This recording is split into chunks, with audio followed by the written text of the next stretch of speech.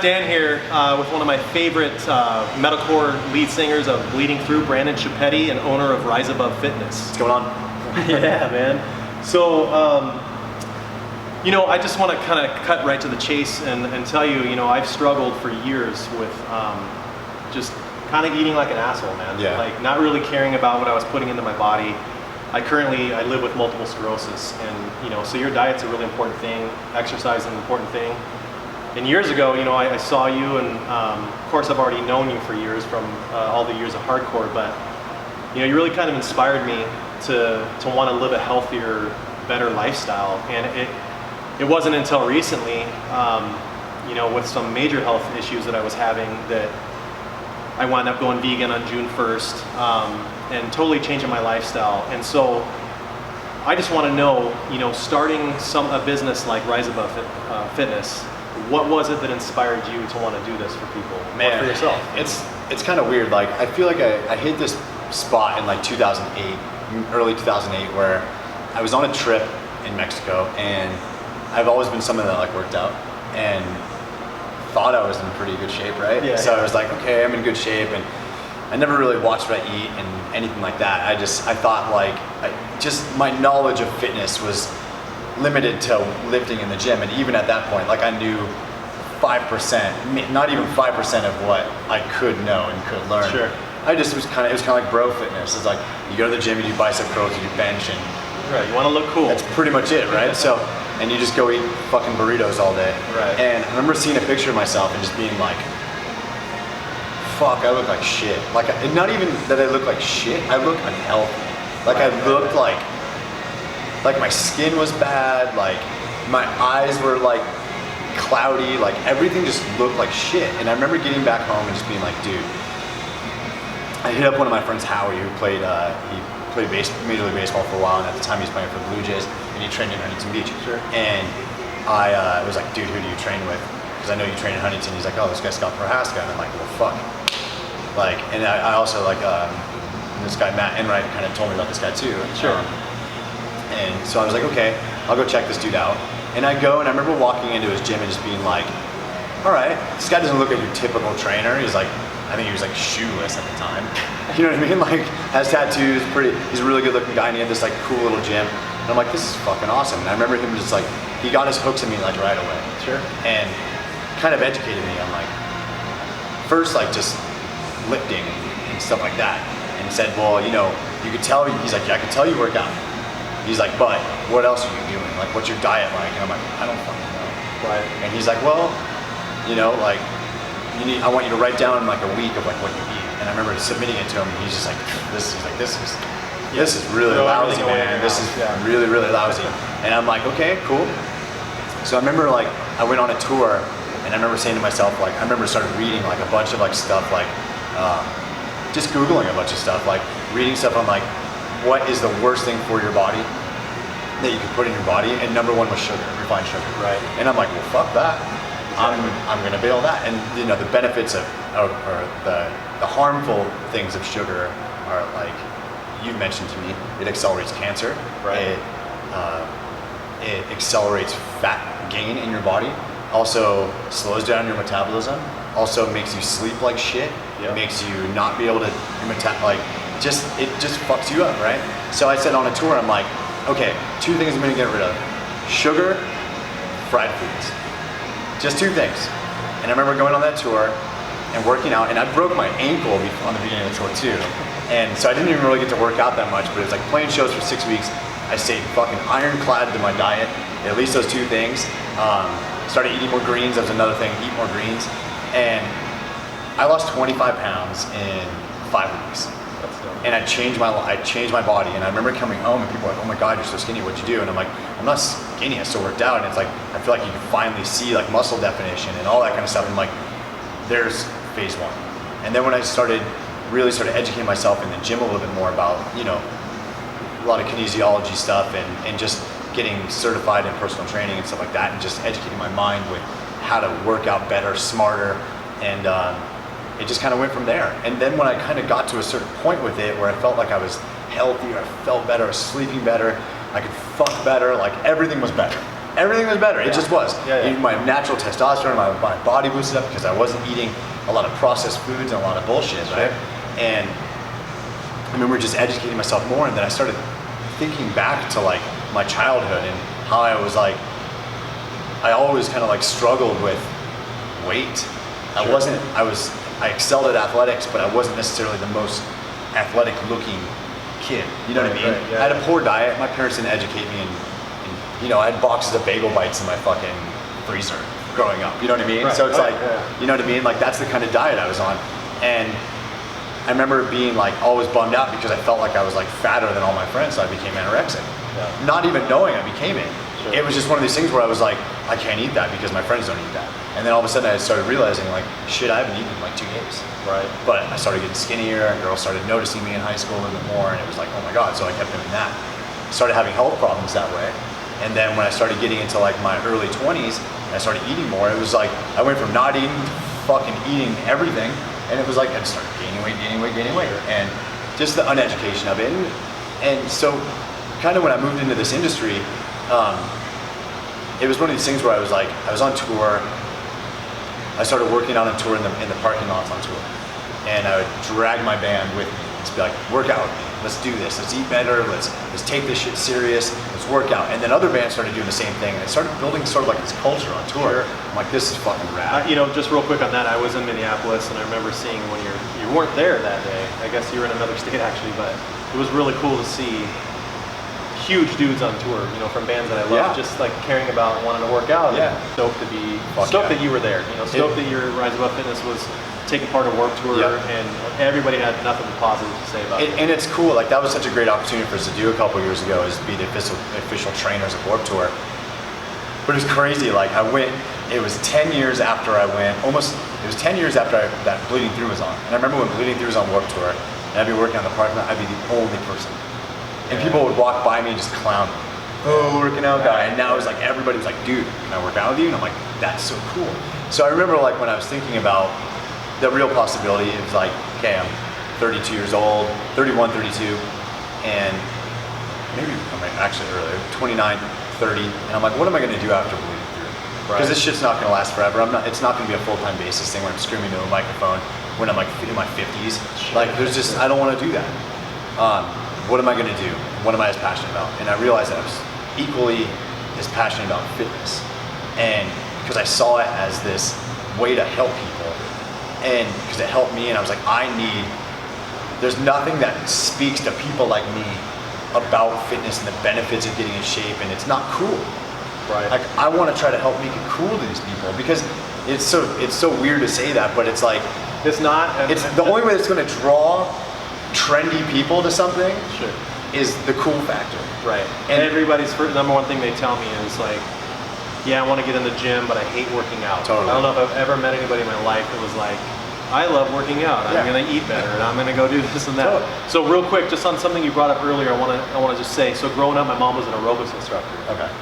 So we had rice cakes for dessert. We had like these healthy stews that she would make, and I always give her shit for this because I hated my childhood and having to eat healthy. So I would go to the liquor store. If I had $2, I would buy. At that time, it was 10 cents a packet for a Now and Laters. I'd buy Now and Laters, I'd buy candy, and I'd literally go hide, and I would just eat the candy. Yeah, I remember I would hoard it, eat hide so it. much I would get sick. Yeah.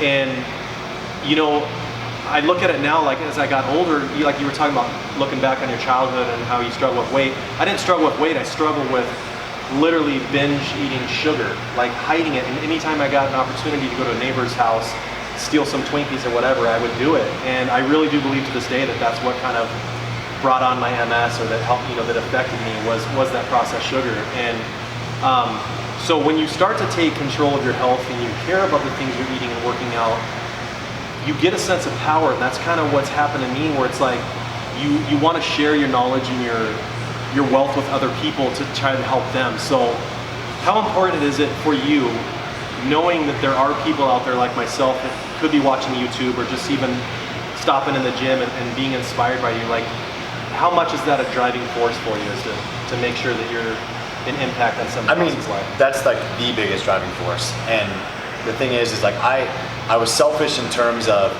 when I took control of my own body and my own eating and stuff like that, and educating myself. But I opened this gym to help people, to make a place that kind of like helped people like me that were kind of like, I just don't like gyms, right? Sure. Okay, well, come to my gym. If you don't feel comfortable on the first day of my gym, then you're never going to feel comfortable in the gym, because we're very welcoming here.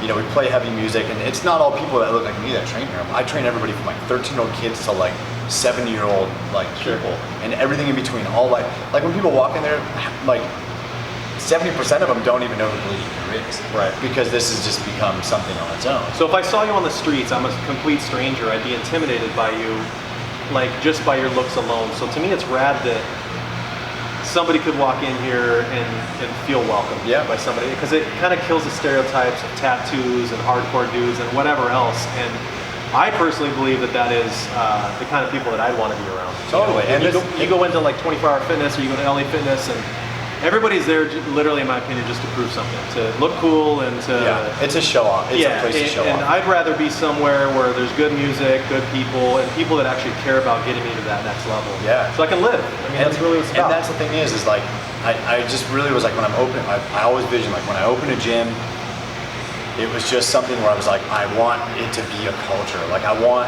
this to like, you know, the basis is here. We play heavy music. You know, there are people that look like me here. And it's kind of a rugged like ambiance of the gym. But I find that there's a place for everybody here. Like you walk in and like, you know, and it's jamming. You know what I mean? Like we're sitting here right now on like a dead time of middle of the day. But you know, mornings and evenings, it's fucking jamming in here. And like you walk in and people are like, first they come in and they're just like, okay. You know, because like someone will walk up and have face tattoos, like, what's up, man, how's it going? And it's like, oh, this is a person too. You know what I mean? It's like, so it's kind of cool. It's like this big melting pot of fitness, and that was exactly what I set out in the beginning. I was like, I'm not gonna call this a CrossFit gym. I'm not gonna call this a powerlifting gym. I'm not gonna call this, and I'm not gonna limit this to anybody. It's just Rise Above Fitness. We do fucking everything, and everybody is welcome. And that's what I set out to do. And I really started learning that when I was on tour. I was like, dude, I need to take these parking lot workouts and where I feel like I could help inspire other people that might be stuck in the mud and not know really where to start. I could build a gym like that. Like, why not? Like, why can't I do it? And there was a lot of people that told me that I couldn't do it. A lot of people that was really close to me, and that it's so hard. It was like, you'll never open a gym. You need to calm down. You're 3 years away. You're 4 years away. And I'm like, fuck that. I'm gonna open it this year. I will do this. I will will myself to do this. And I'm sure those people thought I was gonna fail. And here I am, I'm in my fucking 8th year. So to me, winning could be you changing one person's life. So when I sometimes will get random emails or private messages from people where they feel inspired by something I did, or I made them laugh, and to me, laughter is a big deal. So is there anybody in your mind, maybe there's multiple messages that you get from people, or just people that even come in here that you've completely helped transform their life and that stand out in your mind? I mean, one person is my fiance, Lynn's. Like, she came in and she battled with so much shit before I met her, with, you know, alcoholism, drug abuse, just crazy depression. And at one point she was like 200 pounds, and it was like, and then she started kind of going to the gym, getting her life back in order. And then her friend, Hyro, who trained at my gym, told her about me and brought her in, and we got disciplined, and she changed her body, she changed her life, she changed her attitude. You know, everything kind of started changing. And it's like, you know, her parents tell me all the time, like, you fucking changed her life with this shit. You know what I mean? And it's like, that's so rewarding to me. And that's one example, but there's plenty of examples like that in this gym. Like, so you mentioned your fiance. Yeah. So congratulations on that, man. So stoked. You know, sometimes people get in relationships, they don't wind up working out, or you don't have everything in common, and people don't know all that. And how awesome is it when you meet somebody that you're with where you have so much in common, and have somebody right now in your life that supports you in what you're trying to do and is into her health and fitness as well? I mean, is that... It's super important. It doesn't get any better than that, man. You know, I could even take it to a different level. Like, you know, I'm bipolar, so like, and I've been bipolar for a long time. And I hid it from everybody. I hid it, like, when I mean I hid it from everybody, I hid it from my band, like my friends, like people that were close to me. There was like one person, like one or two people that actually knew it, and one was my therapist, and the other was my brother. And it was like one of these things where I hid from it because I wanted to be perfect. You don't want to be judged. I didn't want to be judged for something. And once I told people, I explained a lot. And I don't use it as a crutch, and I never have. But it was like one of these things where mentally, you're always going to meet people in life where you just don't, like, you get along great, but it shouldn't be forever. And you don't get along so well, like there's still parts that are missing. Yeah. And that's just relationships. And I always tell people all the time, like, I don't feel you should ever get married before you're like 30. I totally 100% agree with that. You change so much as a person, and I changed so much between the age of like 20 to 30. Like, it just, my mentality was different. I cared about different things. You go through life. You go through life, and life, it's just one of those things. And sometimes it just doesn't work out. You make bad decisions, or maybe not bad decisions, or whatever. And you go through life, and all that matters is that. It's funny because I talk to therapists about this, and they're like, just be happy. I think I spent so much of my life, probably all of my life until I was about 32 years old, trying to make other people happy. And I was never happy, like at all. Like, I had times that were happy times, Sure. but not true happiness, not happiness that you fucking feel. Like, I never had that because I was always too busy trying to please everybody else, my friends, girls that I was dating, people that I got married to. Like, I was just trying to please. I lost myself for years and years and years. And then one day, after battling with a bunch of fucking bullshit that I was battling with, just serious depression and suicide and just hitting, when I say rock bottom, like the only rock that was underneath the rock that I hit was death. Right. And I hit that spot. And I looked at myself in the mirror one day and I just said, make a fucking change. Like, be powerful. And it sounds super weird to say that, but you're a human being. You have power inside of you, and you got to use that fucking power to inspire. First, like, to just pick yourself up and fucking go and move forward. And if you're trying to be positive and powerful and know that you have to make your life better, and you see yourself as a priority, because most people don't see themselves as a priority, and I don't. Most people get bogged down by family, kids, and this and that, and they stop seeing themselves as a priority. But you always have to take that priority for yourself, a little bit, just a piece, just a little bit for yourself, or you're gonna lose yourself. Right. And so having someone like Lindsay in my life, Sure. Her family says that I changed her life. She changed mine. She told me to get my ass up when I was training her. I would air out my fucking baggage with her, and she'd be like, "Get your ass up and fucking do this." And she 100% is behind this, and she has my back. And it's the first person I can honestly say in my life that 100% isn't a fucking naysayer, doesn't judge, and completely has my back. That's completely. Right. And we're talking about positivity, but I was affected by suicide by a really close friend of mine a couple years ago. And suicide is a real issue, and I definitely preach and to reach out if you can, whether it's just even a neighbor, if that's all you have to talk to, or a friend, just anybody. Did you, in those darkest times, did you reach out? Like, do you feel like you did it on your own? Was there anybody there that helped support you?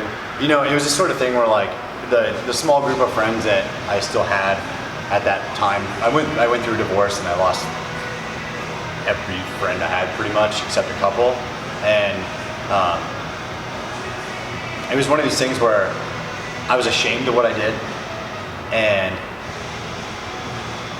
I know I made the right choice in not being with that person, but the way I went about it was not the right choice. Sure. And I'll acknowledge that, I'll own that. But those are called like adult problems, and I feel like people that are adults should be able to comprehend adult problems. And all of a sudden, one day I had fucking no friends, and it was like one of these things where I'm like, all right, it's fine, maybe I deserve that and whatnot, but I feel like I was always like a really loyal person to my friends. I've seen people do fucking horrible things that I've just been like, I back you, through thick and thin, like I got your fucking back. But when the thick and thin was for me, nobody had my back. Nobody. And so when I was going through the darkest times in my life, I had nobody. So I started clouding it with fucking girls and fucking, other destructive fucking things in my life. You know what I mean? Sure. because I didn't know what to do. I had to numb something, and I was straight edge at the time, and I didn't do drugs, and I chose not to numb it with that, and then I was just like, I remember that my roommate at the time was like, dude, I don't know how your business is succeeding still, but you got to figure your shit out. Like, let me help you. Let me do something. I have this good contact for someone you to talk to, and I basically said, fuck it. And I went to a rehab facility for almost 2 weeks, and I talked for the first time. Like, I just talked, and I had somebody that legitimately wanted to talk to me about it. I didn't have nobody reached out to me. I vaguely tried, and I look back on it, and it's like, I can't put the blame on other people because I was so ashamed of what I'd done, and I felt like I was such an outcast that I was afraid to reach out to people. Sure. You know what I mean? I had that like shame.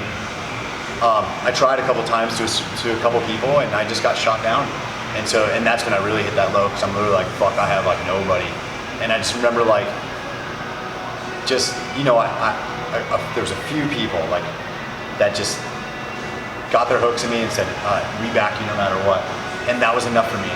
And I was like, you know what? Well, I'm gonna fucking do this for me, and I'm gonna do this for you, because, finally someone sat me down and was like, listen, you're in this band that people love. Like, my bandmates are the only ones that try to like really reach out. But they would say like, we have this band that people love, and you have this thing going on. Like, you have so much to live for. Like, do this. Like, live life. Be happy. You've never tried to be happy ever in your life. Even your focus has never been on your happiness. Always been on other people. You need to be happy. Sure. And I was like, okay. And I think the more and I said, sure. And I overcame what I had to overcome. I went to therapy. I got on medication, and really just started like to work my life out. I focused on business. Through that, I met like Lindsay, and Lindsay fucking was like another kick in the ass for me to even push it further. But it was just one of those things where I was like, yeah, focus on your happiness. Like, it's so important. It's just so fucking important. Well, dude, I'm stoked. Yeah, thanks, man. I'm stoked, man. You got that all figured out. We are gonna kind of switch gears a little bit and talk about another amazing, awesome passion of yours, which is bleeding through. Yeah, hell yeah.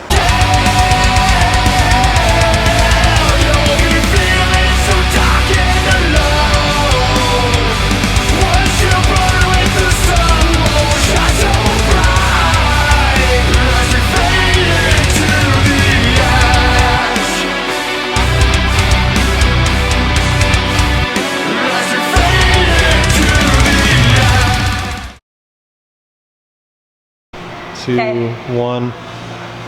So, I am curious how you two met. So I want to know, how did you meet Brandan? Okay, it's really actually a creative story. Let's hear it. We met here. Whoa! He was my personal trainer. And then, can I say this? And then he was your lover. And then he sent me a dick pic. Oh, I love it.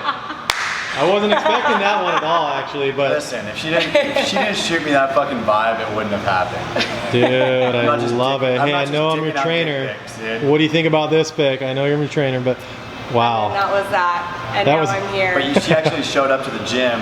Her friend Hyra brought her in because of the gym, but because of another trainer at the gym. And then like halfway through training was like, well, you should train with Brandan. Yeah. And then. Because I was like here to like get in shape. Like I was actually. You were taking it serious. Yeah, I was actually trying to change my lifestyle because I was a little bit of a shithead. He told me a little bit about it, so I'm stoked for you. Congrats on that. Thank you. So how long have you guys been together? We just had our 5-year anniversary on the 4th of July. Ooh, that's dope, man. Yeah. All right, well, thanks for sharing that with everybody. You're very welcome. I'm really stoked that you're doing this, man. And you look happy, and that's awesome. Thanks, man. No, I really appreciate it, dude. Seriously, I'm like really pumped when I got that email from you, because I wasn't sure how possible it'd be. I know we hadn't talked forever, and you're a busy dude, but I'm busy, but I always make time, man. I always try to make time. Dude.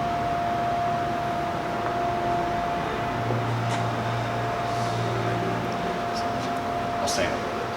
Check it out. No worries.